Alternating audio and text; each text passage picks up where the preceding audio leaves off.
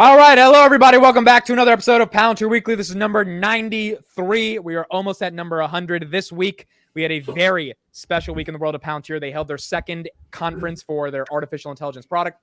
And we got a lot to talk about in terms of what happened at that conference, why it was important, some things that happened that we didn't expect, and obviously the customer presentations, and a lot of stuff that was talked about on Twitter after the conference in regards to Palantir strategy.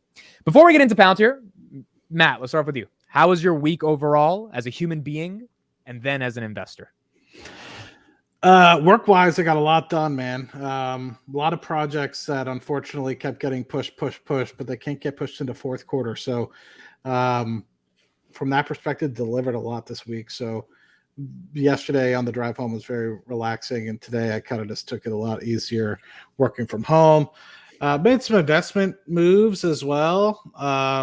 Nothing too crazy, just buying and selling some positions that I think are a little tired, and investing in things that I think can grow over the next 5 to 10 years. They're not as big or as speculative, right? It's more stuff that's going to align or maybe slightly outperform the S&P 500, but pays a little bit of a dividend as well. Trying to think if there's anything else. Overall, was a little stressed out up until yesterday, but now I'm ready and going house hunting this weekend, so it should be good. Okay, that should be fun. Arnie, how was your week as a human and then as an investor? As a human, very Arnie, good. You're a little hot. You're a little hot. You gotta put the mic a little away from you. There you go. Yeah, just Okay. there you go. Okay, here we are. So, as a human, very well. I finally recovered from a little injury, so I can go back training. And in terms of training and how it affects also investing, I believe there is a lot of value there, as I told you. So, That was guys, a great be conversation ready. we had about that. Be ready, because Amit will become a super investor after his gym trainings. And more specific about markets, I would to say, in general terms, these are the moments that I hate. I hate because if we think of a market as a pendulum, switching between euphoria and panic, right now we are exactly in the middle. As you like to share often, the fear grid index.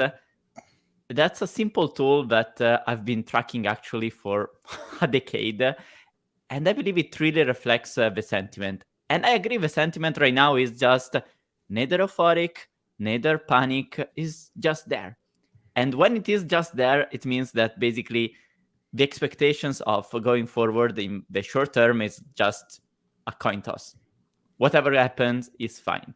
So overall, I'm happy of seeing major developments. I like to stay focused on Palantir, but on the other hand, I like, as a financial geek, to have a sense of the market. And so far, I would say, if there is one thing that makes me keep thinking is, look at the VIX. The VIX is so low, basically implying that the market is not expecting anything bad to happen in the next, let's say, 3-5 months.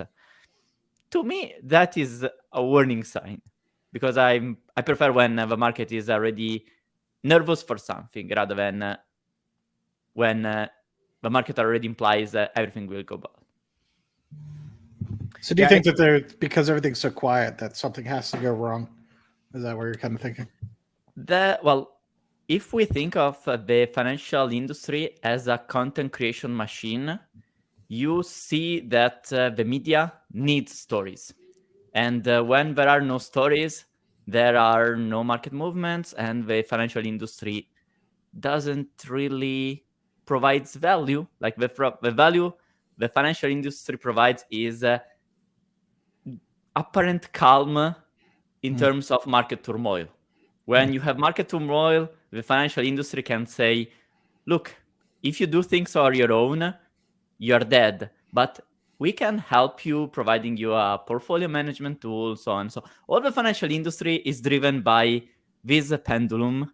And when this pendulum just stops, also the financial industry doesn't really make money and they don't like it. So I speculate they will try to find a story.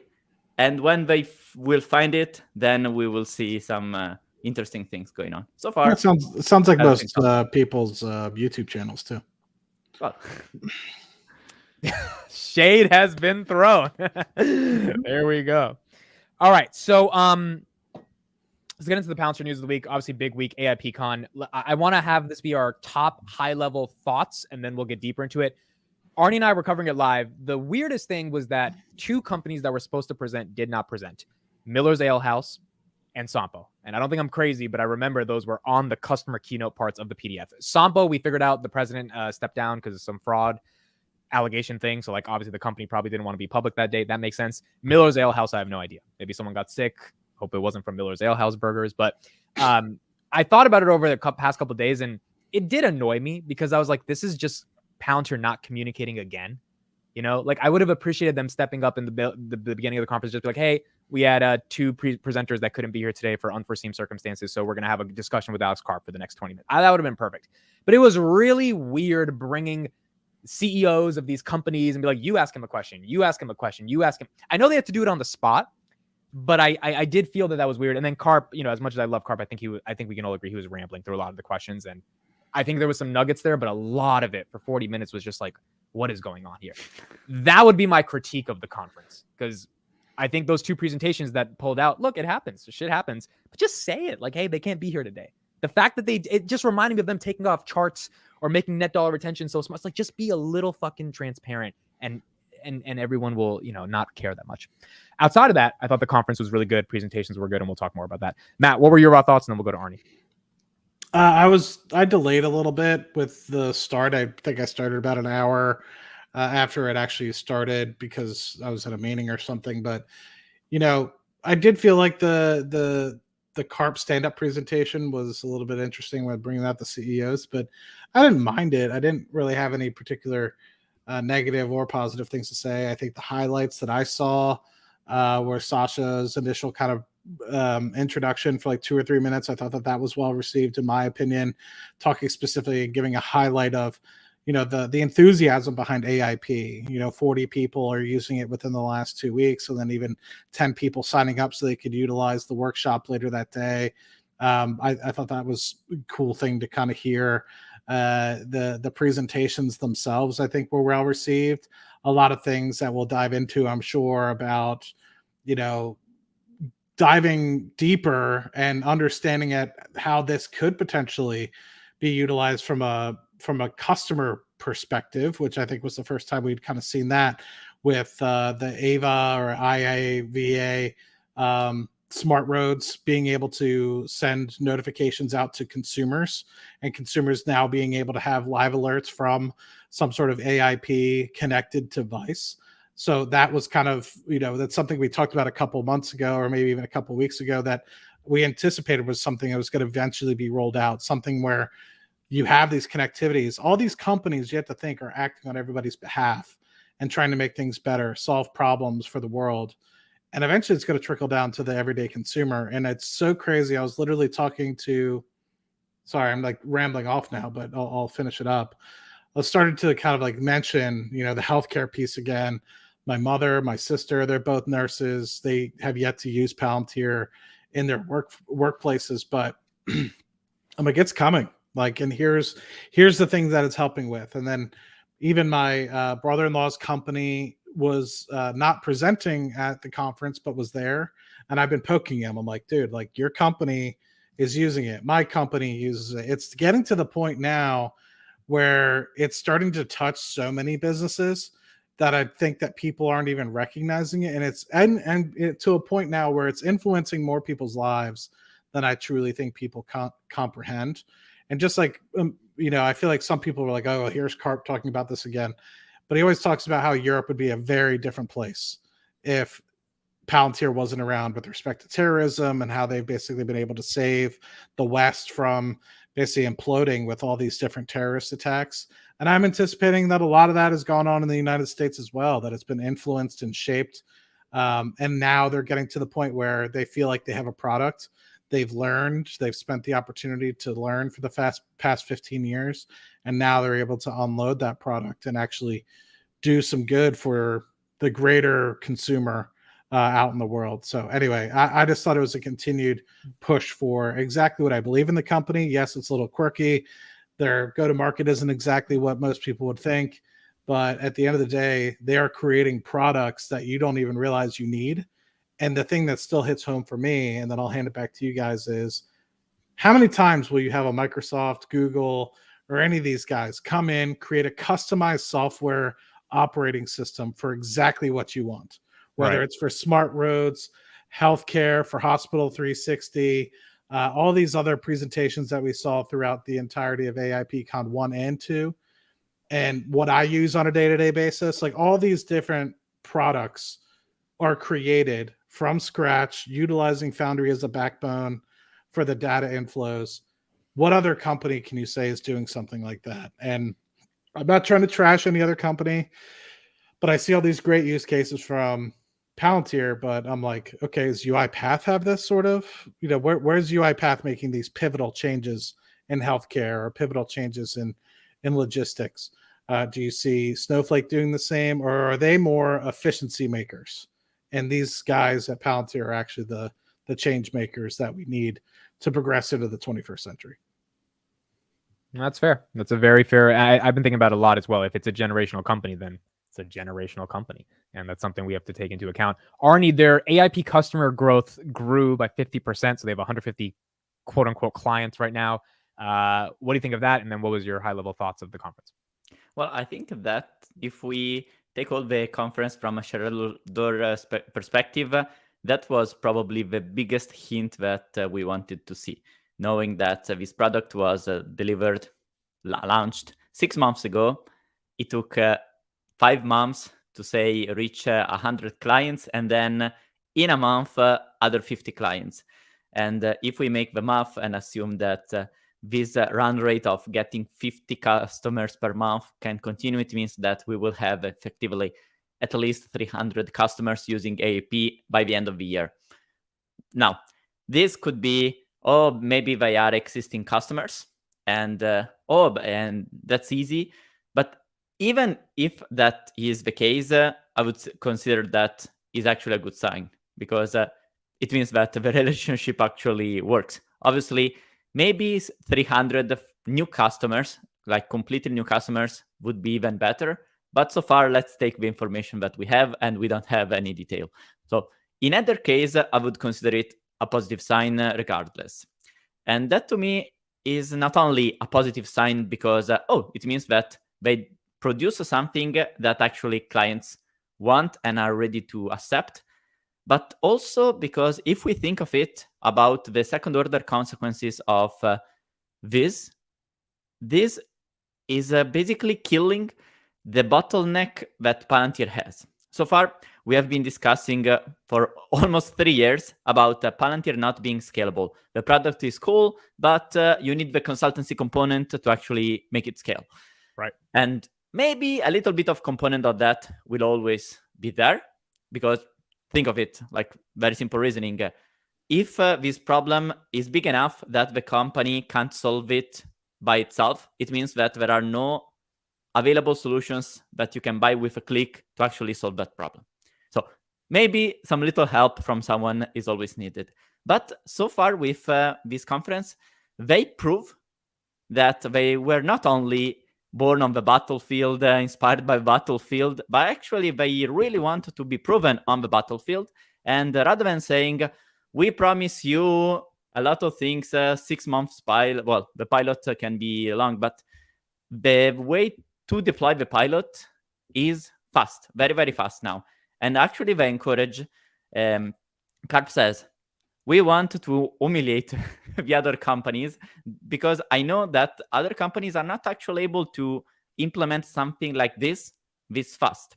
So that could be a hint that maybe this is more for already Foundry clients, because if you already have all the infrastructure ready, is more just a plugin rather than something you need to create.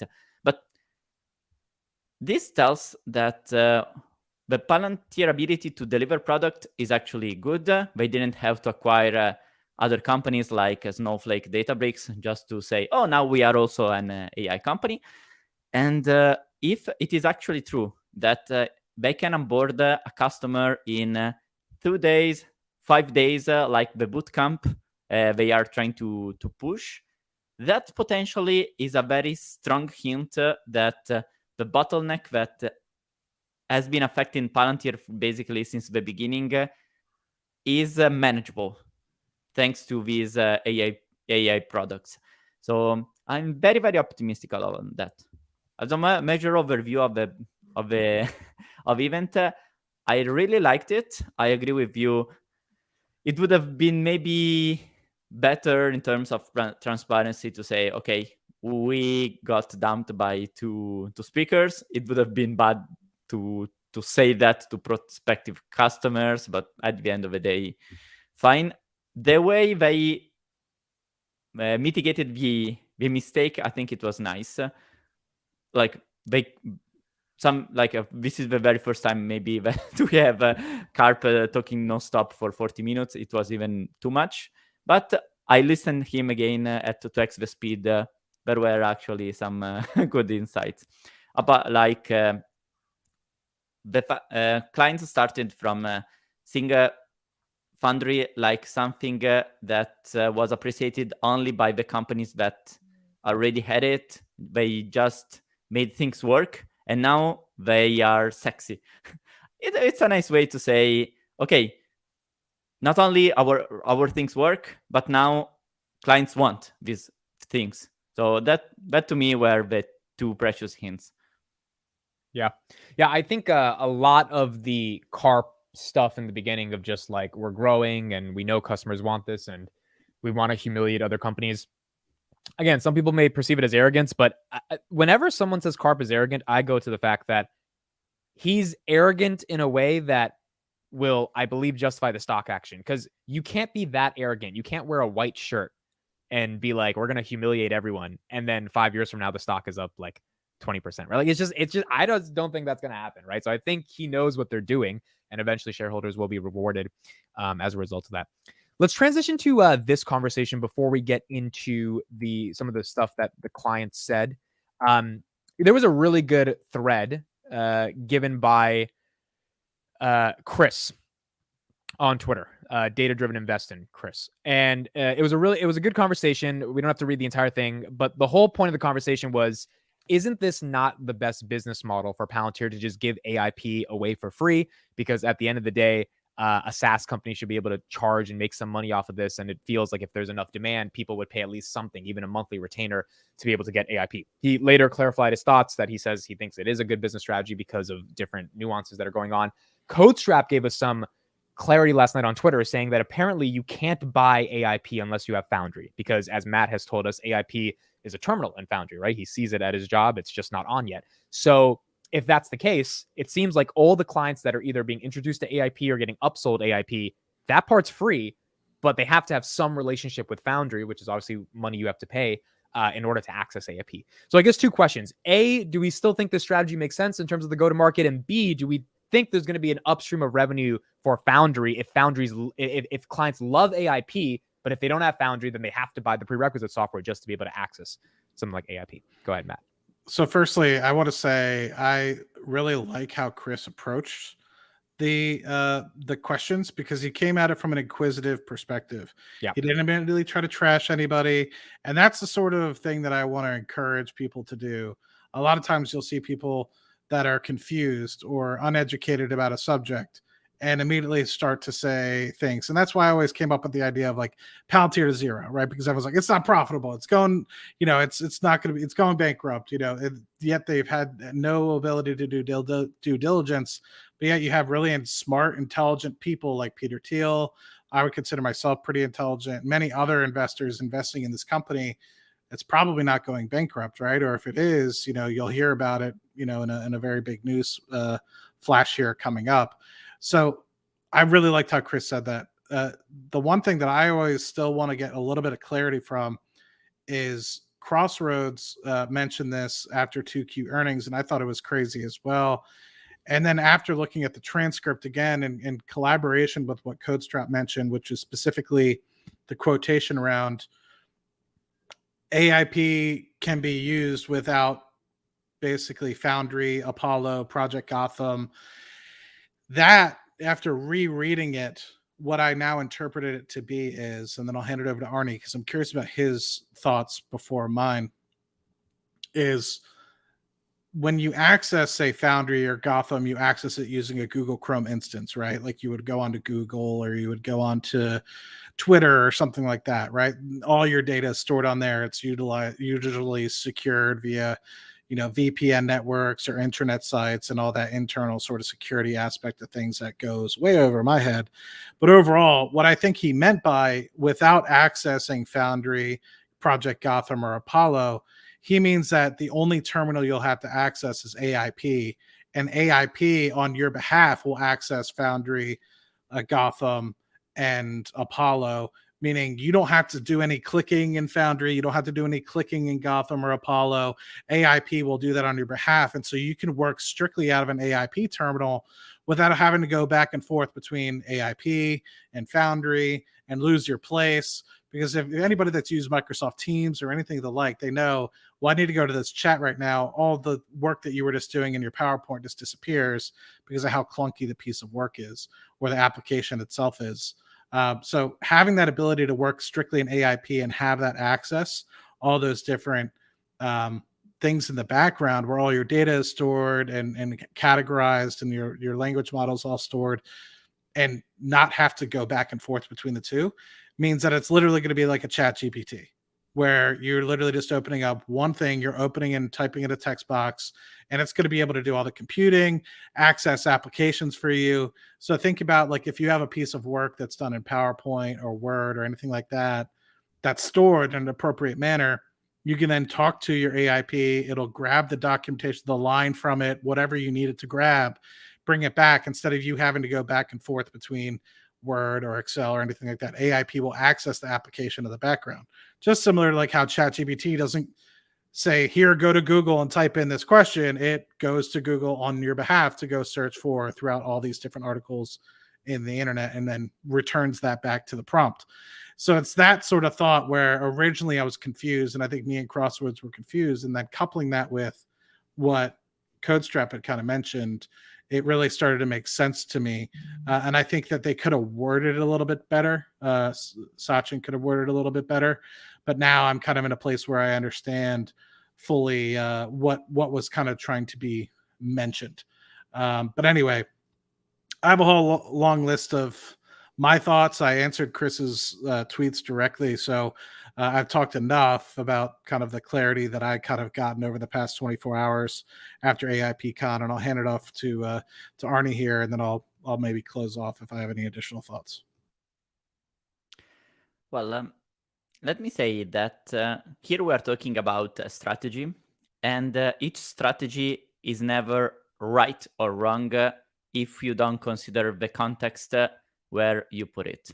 So things like the buyback. Buybacks are great, but if you do it at a stupid price, then it becomes a stupid decision.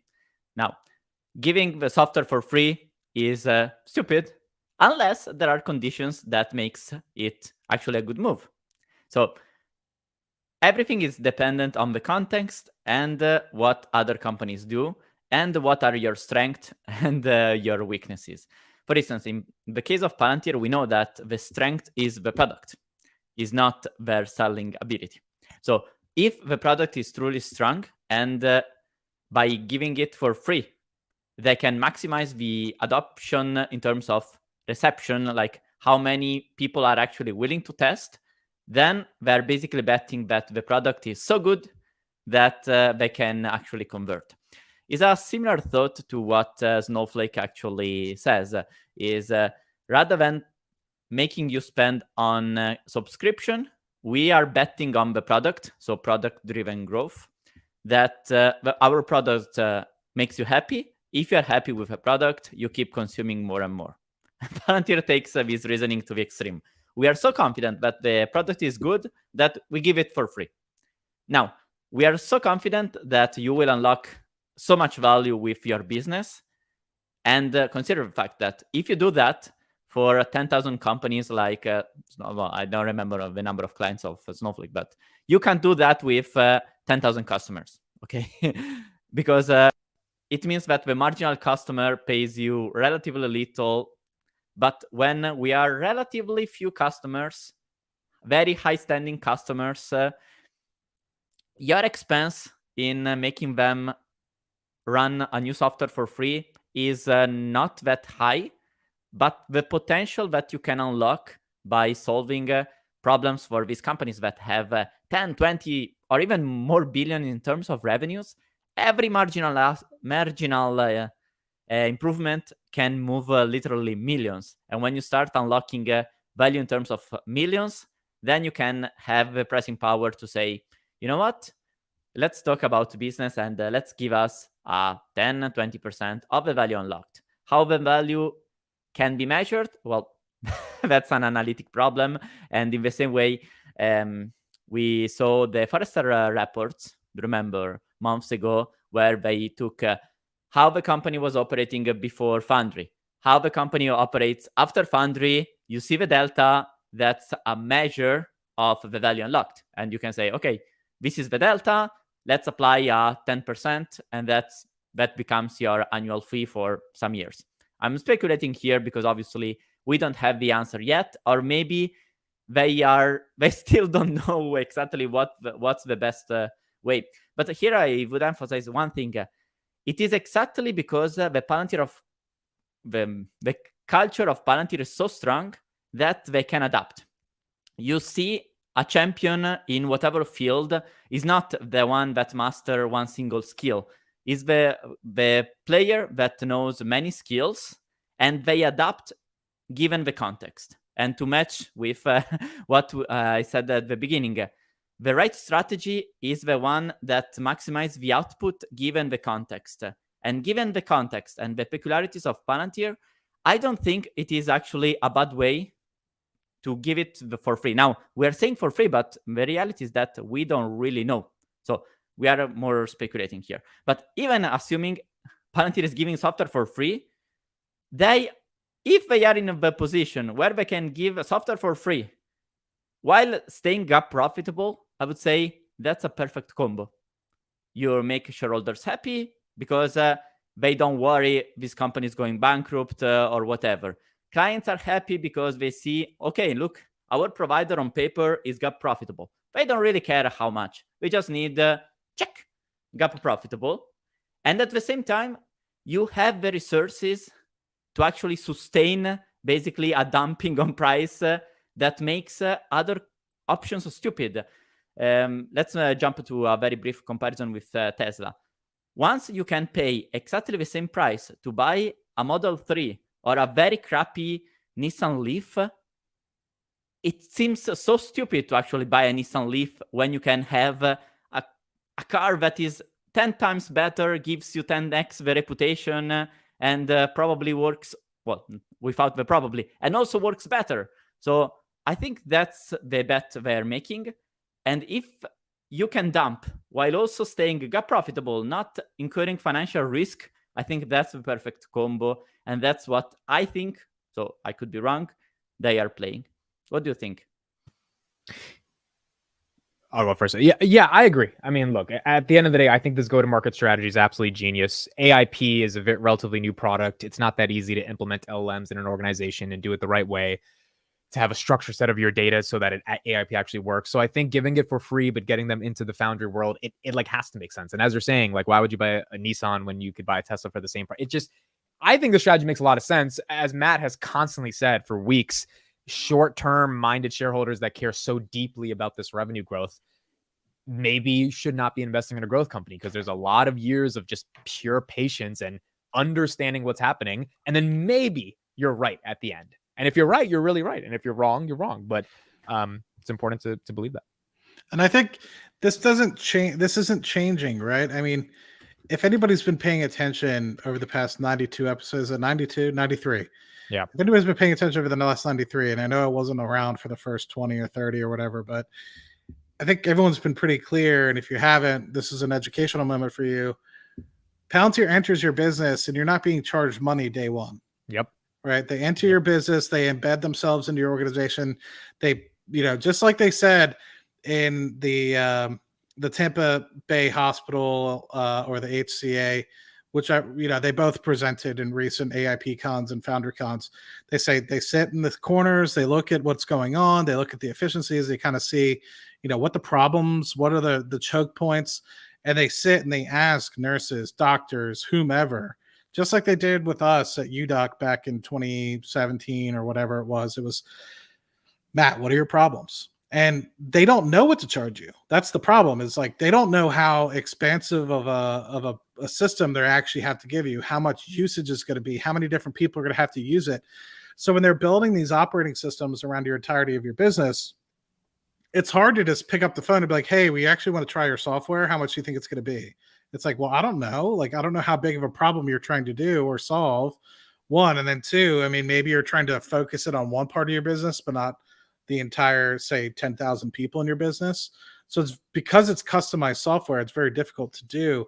And so that's the benefit of being able to say, let's embed ourselves, let's create you customized software, because it's going to be very hard to get away if it's customized directly for your business. And then two, then we have an opportunity to build something that, one, you'll love. You might be able to expand to other parts of your business and continue to grow like a weed.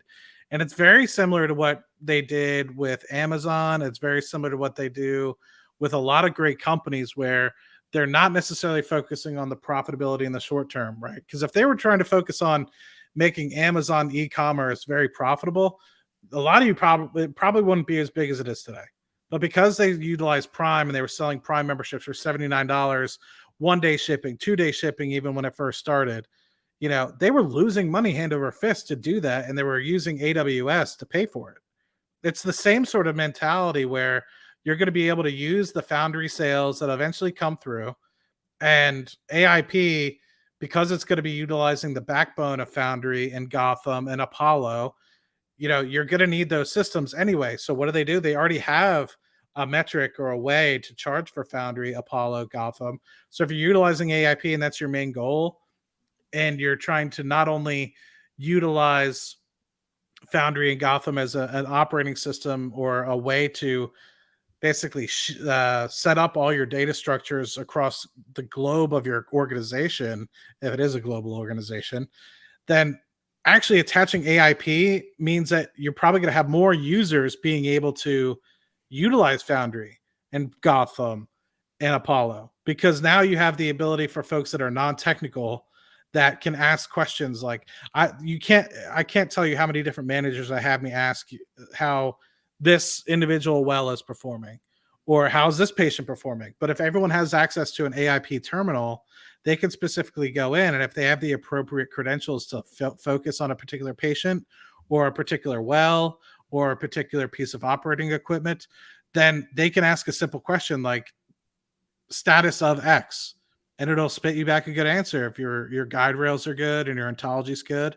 So think about how many more additional people you'll be able to onboard utilizing AIP than specifically somebody has to get deep into the technicals. Yep. Not everyone wants to sit at looking at pressure graphs all day or temperature graphs all day. Like, I love that shit. Most people won't. Most people's eyes will gloss over. But a lot of people love using Google. A lot of people love using ChatGPT. A lot of people like typing in one little word answers and getting a response back.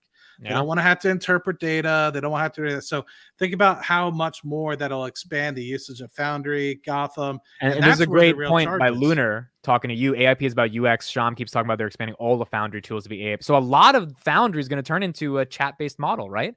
That allows you to be able to interact with things, hopefully. That's the question I have. You slightly mentioned it, but it can be helpful, not only for me, but I think for many. If you have to define, okay, what's the difference in terms of the normal user, let's say you're a user, what's the difference that makes you say, okay, now I'm using Foundry, now I'm using AIP. Why should you use one? Why should you use the other? I'm trying to understand your question. Why would you use Foundry versus AIP? Or yeah, like if a Foundry product or a module can be integrated into a chatbot relationship with the user versus instead of like going to Foundry to see the graph, you ask the Foundry module via an AI chatbot, which is basically AIP, I guess. That's kind of how Foundry is turning into, so that the user interface that the worker would interact with would only be kind of chatbot space versus basically a software thing of the past in terms of looking at data versus asking for data and just getting answers. So my interpretation is that basically it's the same thing. You are just looking at it from a different terminal. Like rather than looking at Twitter from your normal account, you look at it from the other platforms like TweetDeck. Basically, you are still looking at Twitter. You're just logging it from a different angle. That's my perspective. Yeah, so imagine this, right? And this, so I think a lot of complaints that people have, right? So maybe this is something that might ring for a lot of people. Instead of utilizing factories or this or that, you know, some people, let's just kind of rudimentarize it or make it more rudimentary of a statement of what's something that most people use every day: Instagram, Facebook, Twitter, you know, all that. So instead of having to go into like how we have up top, you know, if you're using Google Chrome, you kind of have all your different tabs, right? One of them is probably YouTube. One of them is probably Twitter. One of them is probably Robinhood. One of them is probably, so instead of being able to go into each one of those tabs where you have an individual instance of a different application open, or in this case, a different website, you'd have one open. And in order for you to say interact with a Robinhood without actually going to the Robinhood tab, you would have an instance of, say, kind of like a chat GPT prompt where you would say Robinhood or some sort of keyword to access Robinhood, buy XYZ shares at, or buy however many shares at XYZ, enter. And it would automatically go into your Robinhood account because it has the credentials to do that and buy those shares. And you have yet to leave that chat GPT terminal. Say you wanted to go to Instagram and say, pull up so-and-so's profile, right? Or the first picture on so-and-so's profile. It'll go into Instagram, pull that for you without you leaving that terminal. Say you wanted to tweet in the same terminal and say, tweet, blah, blah, blah, blah. Amit's a dick. Doesn't know what he's talking about when it comes to Palantir. Enter. YouTube. Without going into Twitter, it automatically does that. And now you've accessed 3 different applications without actually having to go into each one of those tabs that you already have open. It's just automatically doing on your behalf because you have the appropriate guide rails done. Now, that hopefully makes a little bit more sense. So for somebody like myself, when you have to access something like a notepad in Foundry, or a Quiver, or a report, or a Fusion workbook, you know, now I have the ability to work through one. And you have to think, like, just like you would if you wanted to right now go to Robinhood and do some trading, and then go to Instagram and look at some girls' pictures and hit the double heart, you know, you would have to go to the different tabs. You'd have to go to the different, you know, websites to be able to do that. Versus with an AIP or a chat GPT that's appropriately linked up to all those different accounts, you just sit in one prompt. And so I'll be able to pull up Quiver, Quiver trends, which is basically our time series data, notepads, which is like, you know, stuff that you might distribute for emails, for reports and stuff like that. Then you have actual reports documentation, which allows you to kind of pull up, you know, documentations of different things, whether it's previous work fronts that you've done or projects that you kind of want to just document within Palantir, or different procedures or something like that, or Fusion workbooks, or what's another one I'm thinking about? Contour, you know, all these different things that you can then do and manipulate without actually going into each one of those. Because every time you click into all those 5 different applications I mentioned, it erases your progress in the other application, basically, unless you open up a separate tab, right? So it's just kind of like how we operate in search in Google and stuff like that. It's probably very difficult to show, like, explain, but hopefully that example with Robinhood, Instagram, Twitter, without having to leave a screen, and you just use chat GPT like prompt like we always do, helps explain that a little bit better and makes it a little bit more user friendly for folks that aren't, say, maybe technical, or maybe they work in a restaurant, or maybe they, you know, are younger and are just kind of getting into the workforce, like, or work in legal. You know, sometimes my oil field references make sense to me because that's my bias, but doesn't necessarily make sense for everybody, because the oil field's a very strange place. Let me show you this, because actually I noticed a comment and I would like to arrive there. A comment that now I can't see. Do you remember what it was about from Lunar? About Jarvis. Do you remember Jarvis? Well, let's get there there. you go. So Wait, no, I don't have it. when we think about AIP, we tend to think of ChatGPT because that's the thing that basically triggered everything, okay? But what's ChatGPT? It's just a chat.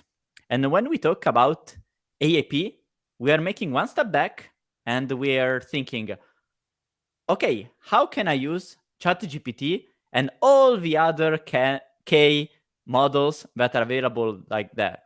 Now, there was a critic of Carp basically to the venture world saying, okay, now you idiots are spending a lot of time and money to basically search the next model. But the value is not there. They are already, like the definition, if you already have so many competing things that basically do the same similar things, you are already in a loser's race and you are the venture capital. Where the true value is remember, the intersection between the business, the ethics, and the model. And there were many slides from Shyam showing you don't need just one model. You don't need just ChatGPT to unlock value. Actually, the best value can be unlocked when you start having a synergy between the different models. Each model can be deployed for certain things. And actually, what we note, this is a layer that we never thought about. With AIP, you can basically or ask multiple models at the same time to get an answer, or you can actually create a system so that every model can be deployed in order to arrive to a solution. Is this the KLLM stuff Sean was talking about? Yeah. So the kernel of LLMs is something that you can deploy all together or in sequence. And that basically is like a toolbox of stochastic genes that help you solve problems. We have to think of every Palantir solution as a tool to solve a problem. And with K geniuses, potentially problems can be solved easier. And what's even more interesting that I want to put the attention on is that so far, when we refer to AIP, we generally refer to this part, AIP assist, that is the chat. But the chat is just a segment of artificial intelligence. So that's why they call it artificial intelligence platform and not a LLM platform, because or chat platform or whatever, because this is just a segment. This is the part of the terminal where you have some hints and you want to discuss or give orders prompt to a chat. But then you have AIP logic. And also this is a fragment that basically helps you build structure in your business that is completely automated. So AIP logic means that you give some orders to the LLMs, and given certain conditions, this thing acts. And that I think of it as something that helps you creating the ontology. But let's see, for instance, here I say, get everything you need to take LLM to production. So LLM to production means you basically set the guardrails to train how this LLM operates. The development, the debugger, observability tools, testing, and more. So basically, here you control what the models do. And when we think of models, we don't have to think only at large language models. We need to think of all artificial intelligence models. That's something that was remotely touched when we were thinking about Meta Constellation. There was a very subtle passage talking about Meta Constellation where scanning the images through the satellites, the drone could automatically understand what model was best suited for that occasion. Right. That was intrinsically like the kernel that produces AIP. Basically, a toolbox that makes you use the right model at the right time. And here is just AIP logic, if we want to say.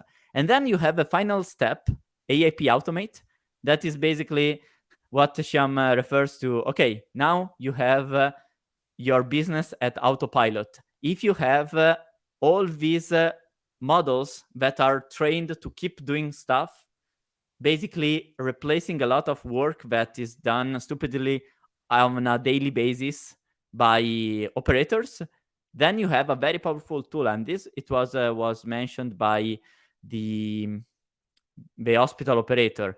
You have this tool that keeps scanning all the potential efficiency that can be unlocked by the staffing operators.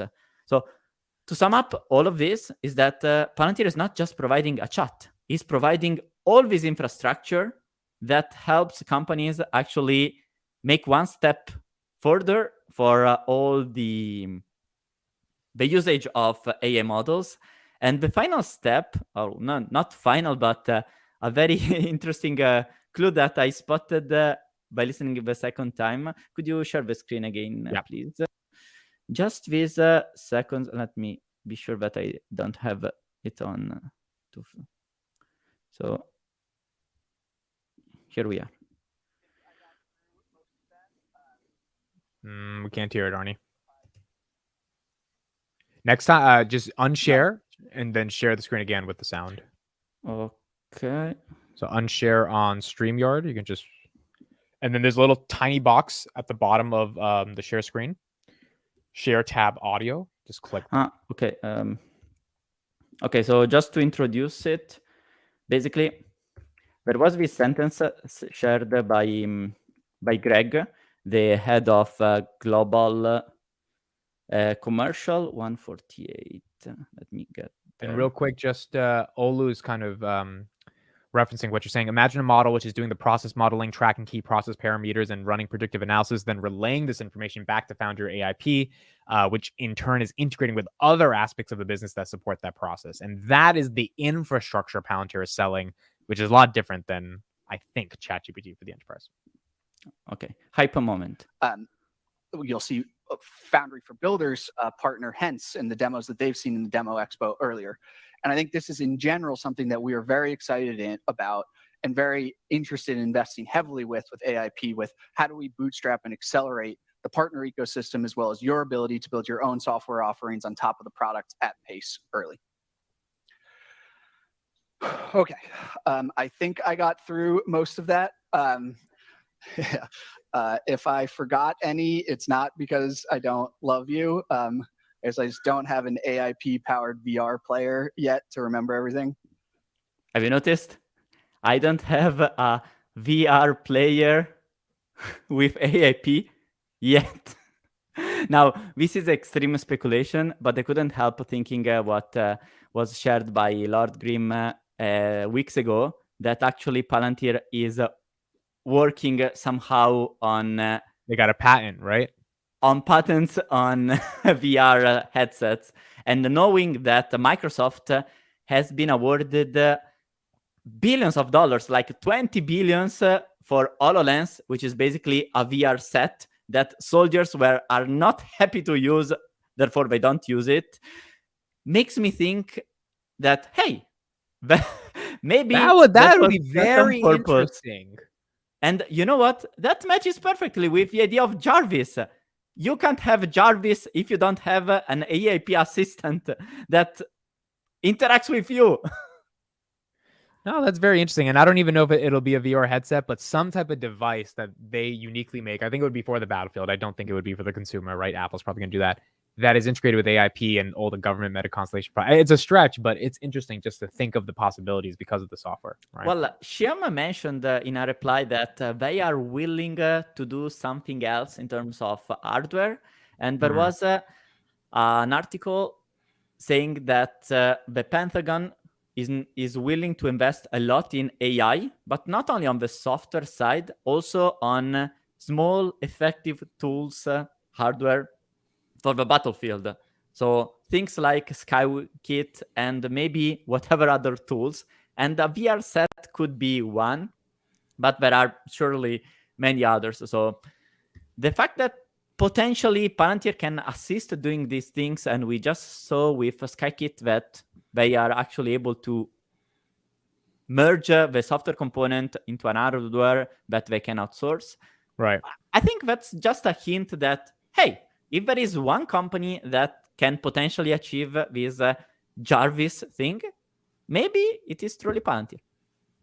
Maybe it is Palantir.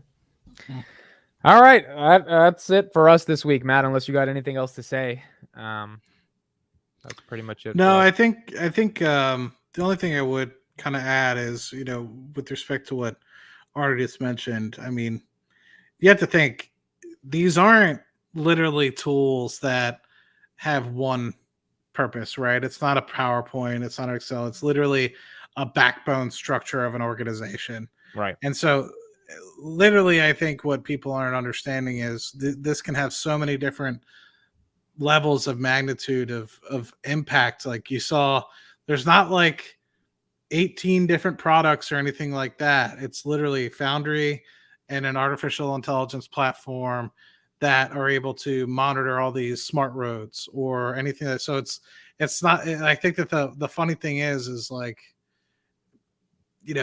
there's so many different products that I think can be added to the repertoire, as we've kind of seen with Palantir, government web services, and all these other things that are coming out, that I think we haven't even begun to fathom about, how they actually would work in the real world. And I would honestly say, whatever you think the future looks like, Palantir is probably working on. I agree. mean, when you were kind of talking about the VR headset thing, I mean, I was thinking about digital twins, and when you had the VR world of, say, Microsoft and stuff like that, they might qualitatively be able to provide some sort of thing. But if you're able to walk down and actually view what a valve in real life is kind of showing and what the impact of that valve would be. So it's combining kind of that qualitative and quantitative. So if you were to say actually have these true digital twins, you could walk down a platform or a facility or a road and understand all the different scenarios that may or may not happen and be able to kind of visualize that qualitatively in the headset, and also quantitatively with all the different sensors and everything that are kind of constantly going and being able to refresh on a very similar basis. And so I think that this is going to have way more applications than people truly believe. And you have to think the products that we're seeing thus far at a maximum for Foundry are probably 6 or 7 years old. UDOC and Airbus were probably one of the first few clients to kind of use Foundry. And, this is where they've kind of gotten to. And AIP has really only been around for, less than 6 months. And we've kind of been able to see where it's gotten to today and where and how quickly it's kind of grown. And I'm reinvigorated by customer count potential and where this company will head. And I hope that we start to see a glimpse of that in Q3 with a reacceleration of growth from 13% year over year to 16 or maybe even more year over year. And in terms of revenue growth. And I'm hoping that we start to beat that and beat even our initial expectations. But I would just say this is more unique than I think a lot of people give credit to. It's not what Microsoft is doing. It's not what Google is doing. And if it is, they're kind of doing it behind closed doors, and they're maybe working with a couple clients. But I think that, this will eventually hit a point where the adoption rate is just absurd. But they print tendies. Hopefully. Technical That's word. my hope. That's my hope. Let me attach a little bit to what you just said, and let me ask you, how do you see the current stock price given the developments also we are seeing? The stock price has been flat for many months. Basically, after the dead period, we had a 2x in May, and then after the 2x, then a little bit up, a little bit down, but basically flat. So how do you see the current price? Does it excite you? Is just okay? Or otherwise, no. It's still, I can't touch it at this level. Let's do quick ones on this because guys, I do have to end at 12 a.m. So let's spend 5 minutes. David, your super chat. I don't know if you're here, but I took a screenshot. We'll answer it next time because I just can't go late tonight. What do you Matt, you you go ahead. mean can't touch it? Like it's too expensive, or Yeah. I think it all depends on the person. Me personally, I don't think 15 is too expensive. If I were to be falling into Palantir today rather than finding it 6 years ago at UDOC, I'd be buying probably at 15. Knowing the potential that it could be having, especially if I know that I've been working on it for 6 years, but if I could see where the potential was in our organization. So anyway, long story short, I think 15 is good. I think if you're a short-term trader, and you're thinking about this for the next 6 months, you might get burned, if you're looking for a 6-month hold or less.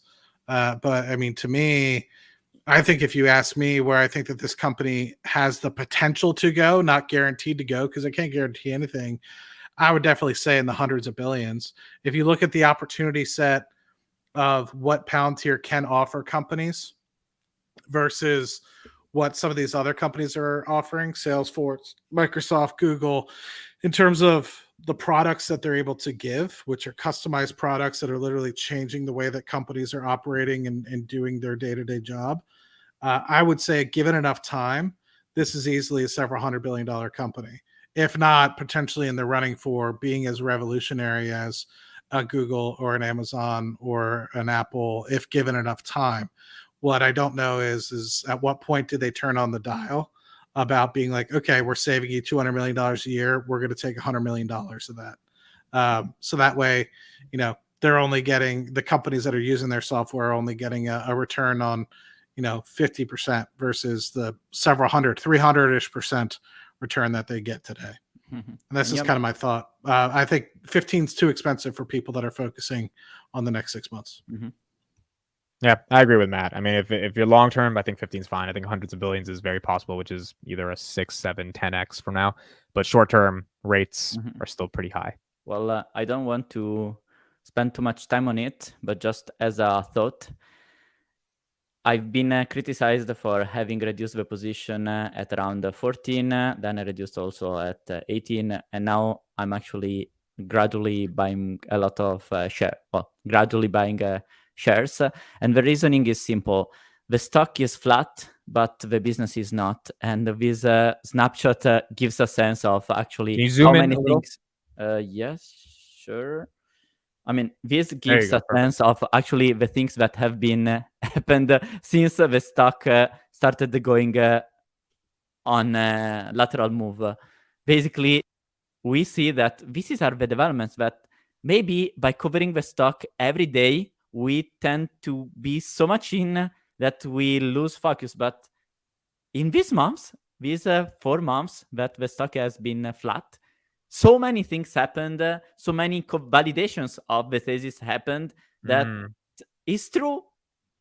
It is kind of silly to buy shares basically at the same price that you previously reduced. But at the same time is what I'm getting now is much more valuable despite relatively few months have passed. So this is not to push any trading idea, just to encourage you to always try to think of what we pay versus what we get. And the more the stock stays flat, but what we get is actually more.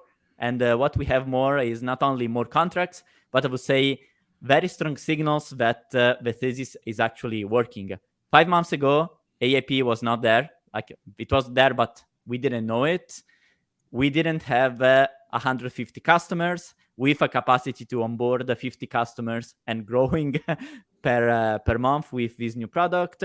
So this to say, keep always in mind that it's not only a matter of the dollar price, is a matter of what I'm actually buying that could be worth that or more.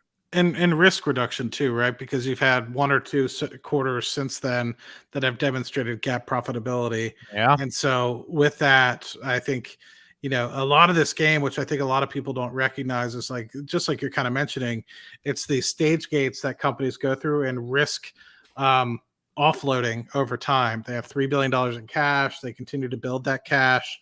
They've now announced and feel financially comfortable to initiate potential for buybacks to offset share-based compensation. They've established more net profitability than they did have before. Their revenue is still growing. It might not be as fast as people want, but like you said, you've been able to get a couple quarters. It's like a no-brainer, right? Amazon, people were buying it in 2019 for $80 a share, and it dipped back to $80 a share in 2022, and people are like, oh my God. Meanwhile, revenue's 3x since 2019. So it's like, if you were buying it back then, or people were buying it back then, why wouldn't you be buying it now when web services continue to dominate? You know, the whole brand and e-commerce brand is double or tripled in terms of revenue. So it's a similar sort of feel. And like you said, as the longer it goes at 15, 3Q, 4Q, 1Q next year, and if the metrics continue going up into the right place, they're getting at a cheaper and cheaper valuation over time. And so $15 today, you know, give it 3 or 4 quarters, if it's back at $15, you know, could be another opportunity. Very different. It'll be very different. Think the difference between the $15 now compared with the $15 last year before it crashed. Completely different company, completely different setting, risk. Yeah. So that's why I'm excited. Actually, I know it sounds bad, but I crave the stock to crater from here, because now I really see, okay, the validation of the direction, and see a lot of value. It is all a matter of price. The more the price drops, the more I'm happy.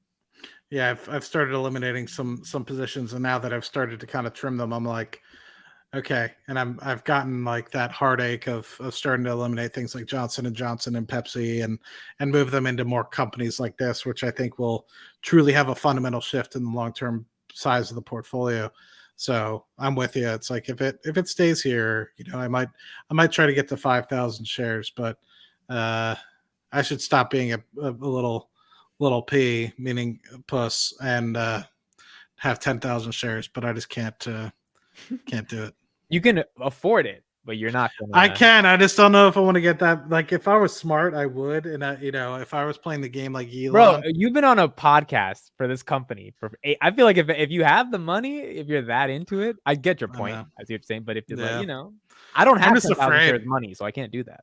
Yeah, I'm afraid. Like, I don't know. That would be, what is that? 10,000 shares, so 150 grand would be about the size of my SPY position, so it'd probably be close to like 20 to 25% of my portfolio. The question is, do you think Palantir outperforms the SPY next decade, right? I think it would, but there's also more risk, and that's part of it, right? I mean, you accumulate these nest eggs, and it's like, you know, if you have a 7-figure portfolio, you try not to lose it either.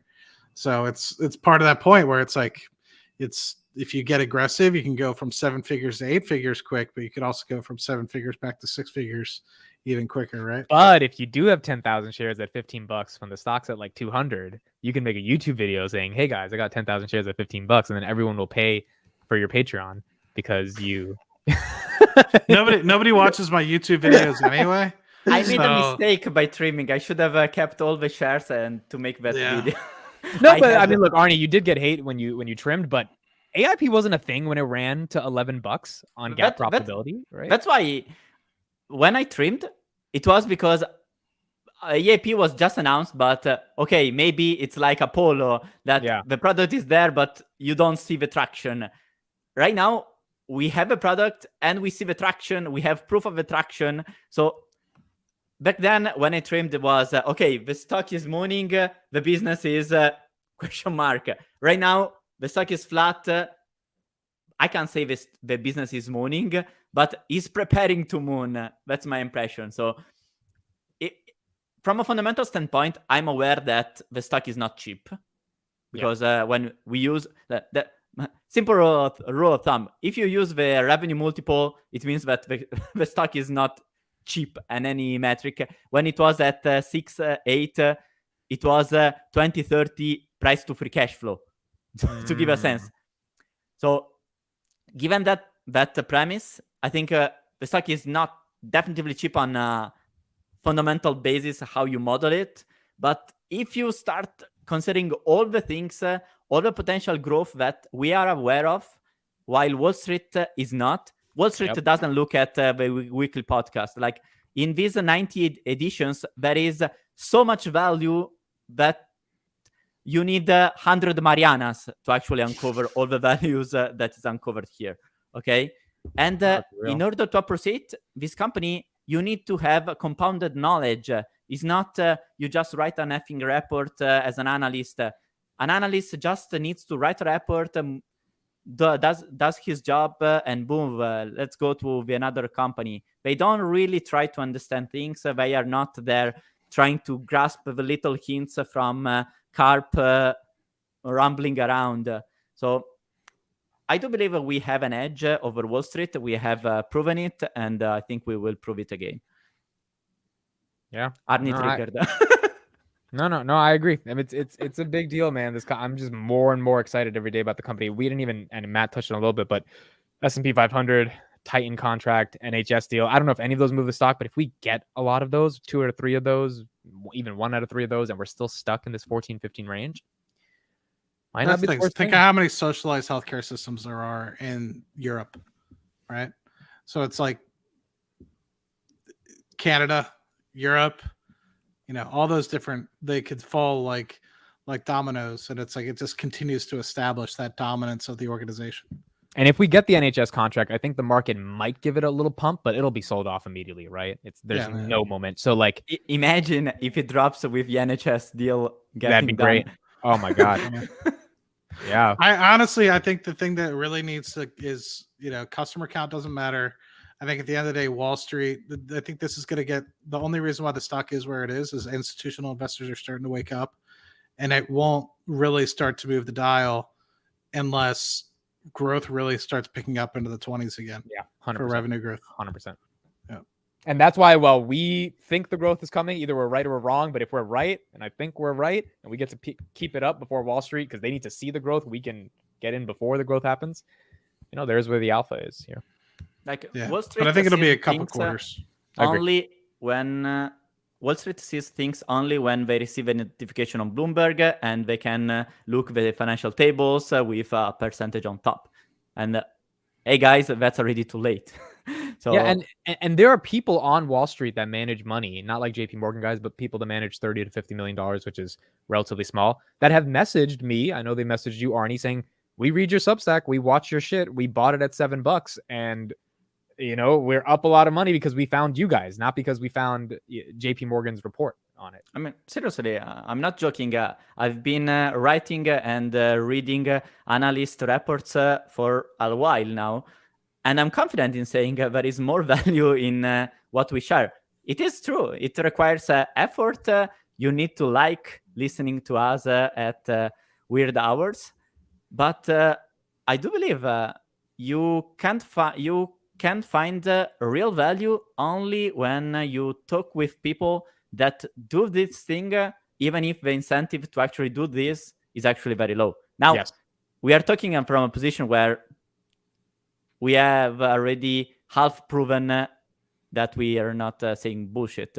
But at the beginning, the incentive for us was actually very low, because we have been sharing deep content on Palantir, not when it was a meme stock, but actually when things were going very bad. So all 3 of us remember when we're talking at $6-7, and every Twitter comment or YouTube comment is like, well, why? Well, if the stock's so cool, why is it at $6? And then you have to answer that question. Be like, I don't know, but I still think the stock's pretty important. The company is, Wish I bought more.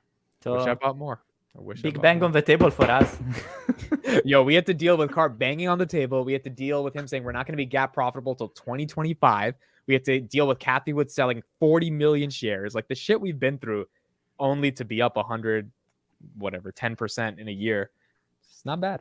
I mean, you see, it's quite funny to think YouTubers were dropping videos like hell. Oh, Carp is banging on the table. I sell the stock. Yeah, that did happen. YouTubers with big influence sold a stock because people banged on a table. I don't think. Also, I mean, I want to say something, and I don't want to get people's hopes too up, because I don't think it's going to impact us in the next 2-3 years. But over the course of 10, if share buybacks are actually implemented appropriately for this organization, and they distribute something like 10-20% of their cash flow from operations eventually being towards share buybacks. I mean, if the company actually grows and the share count goes to 1 billion rather than 2 billion, I mean, that's a 1x right there, right? If you were to buy back 1 billion shares right now, the stock would be worth $30 instead of 15. And so then you think about it, it's like, okay, well, shit. Like then if you think, well, I think my current prices would be $150. Now think about if they bought back half the float, your share price is actually going to be $300. So you have to start to recognize is like, you can start getting to a point here if they actually are doing prudent share buybacks. And I have a really good example with AutoZone and a later date, but I know Amit's got to go on his date. I got to go to sleep. I got to wake up at 5 a.m. to do. Yeah, you got to go on your date with Roshni. So I'll.